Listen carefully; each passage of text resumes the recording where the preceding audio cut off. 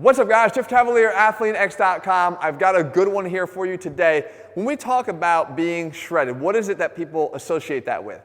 Having more muscle definition, or maybe more vascularity, or muscle maturity, meaning it looks more like the muscles you'd see in a textbook, right? Versus someone that just started training. Or maybe even it's the muscle tone.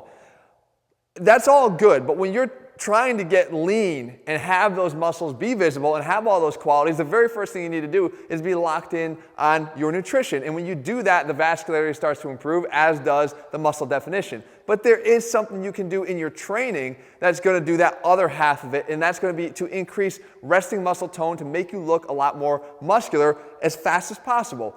What you want to do is take an example here of my arm. Now, I'm not going to flex my bicep by bending the elbow and flexing it. What I'm going to do is I'm just going to let it rest, and then I'm going to tighten it, increase the muscle tone. So here is the bicep at rest, and when I increase the tone, you can see more muscle definition. It starts to look a little bit more impressive. It's harder.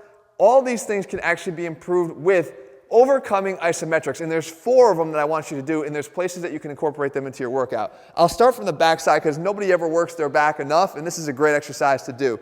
There's 2 things we want to do with overcoming isometrics. We want to load up a weight stack as much as we can because we don't want to be able to move it, and we want to work from an extended position, right, more of an elongated position, and we want to work from more of a contracted position. So if I'm working the posterior chain, if I work extended first, what I'll do is I'll take my right hand and grab the left, and the right arm and grab the right, the left arm and grab the right. And now what I do is I get myself so that there's tension here, okay?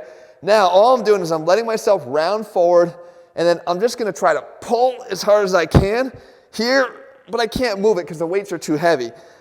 But it's this isometric, trying to overcome the immovable. Pull it as hard as I can. 6 seconds, rest. And then I go again. Pull, pull, pull, and rest. I'll do one more.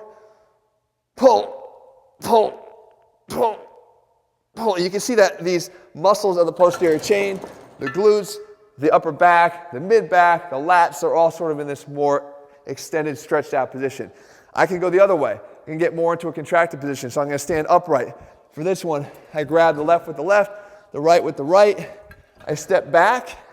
Here, I'm going to take the leg that steps back is going to be that glute. That glute's going to contract as hard as possible. Here, squeeze the left glute, squeeze the back, squeeze the triceps, the upper traps. Ready? We're going to start to overcome.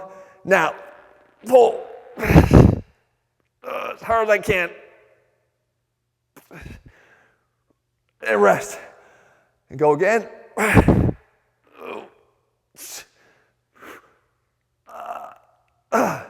Rest. Another one.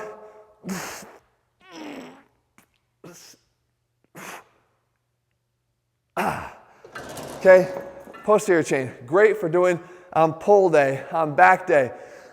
Now we go the other way. Now, the other side, again, we want to go in this elongated position, and then we'll set it up to be more in a contracted position, but anterior chain. So abs, biceps, chest, shoulders.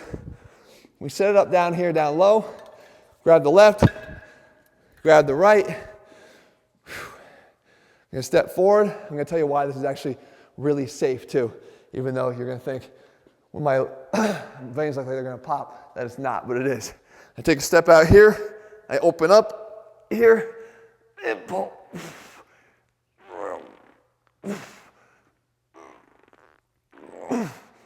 And rest. Okay, here we go.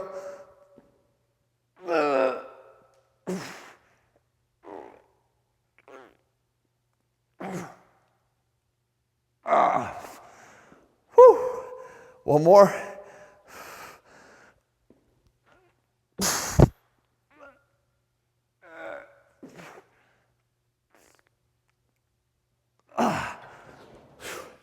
Now, one more. We set them up. Bring them out a little bit. Set them up. Bring them out. Okay, now, again, now we're going to come out here And here, more of a contracted position.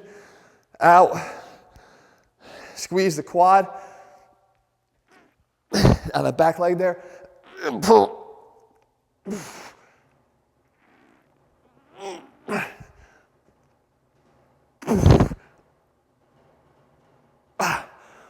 Rest.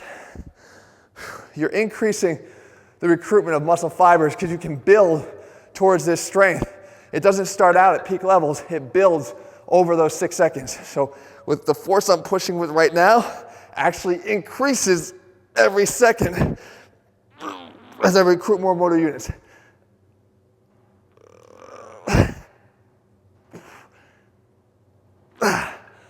One more.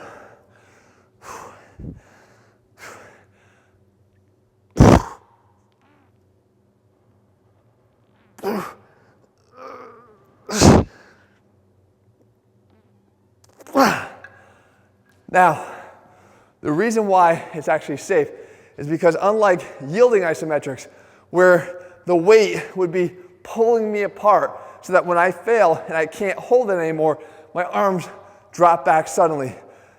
That's not happening here. We're getting in this position here. All I'm trying to do is, again, move the immovable. Squeeze as hard as I can. They're not going anywhere. The muscles are in a shortened position. They're not in that more vulnerable state. Even when we're in the more elongated position here, again, they're not being pulled back in this direction. I'm trying to shorten from that position. Ideally, really good for working through sticking points as well. Getting in this position back here and trying to push from here is going, woo, my voice. Trying to push from here is going to help with that sticking point during the bench press. So, guys, remember, if you want to get the most out of your training, you want to use every technique that's available to you to get the most out of your training.